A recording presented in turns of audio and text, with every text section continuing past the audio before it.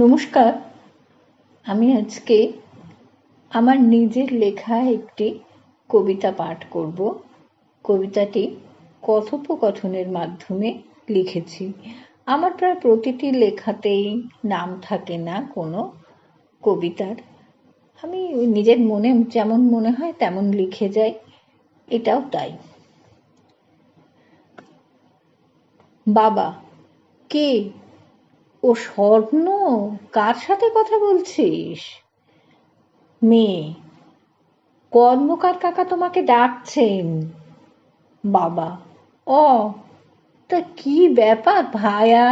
কর্মকার, দাদা তোমার কাছে এসেছি, সঙ্গে এসেছে মেয়ে জয়া। বাবা, কারণ বলো। কর্মকার, মেয়ে আমার রূপে কালো, কিন্তু গুণে একেবারে সরস্বতী। বাবা, তা আমার কাছে কেন ভাইমতি? কর্মকার, আজকে দেশের 10 লোক জানে আপনার গরিমা, এখন গরিবদের করেন উদ্ধার। বাবা, ও স্বর্ণ, কি করি মা? বয়সের কারণে আমি যে নিতান্ত নাচার। কর্মকার, তা বললে হবে না মাস্টার মশাই, মেয়েকে আমার পড়াতেই হবে মা আপনাকে। ইংরেজিতে লেটারটা অন্তত পাইয়ে দিন মাধ্যমিকে। বাবা, কি যে বলো ভাই, ও কি আর আমার কাজ?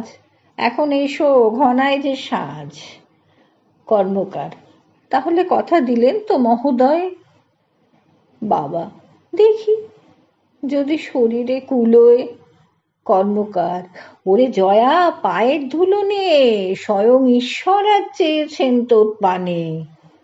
বাবা, মানটুকু রেখো মোর মেয়ে, এই অশক্ত শরীরে নিলাম তোমার দায়িত্ব।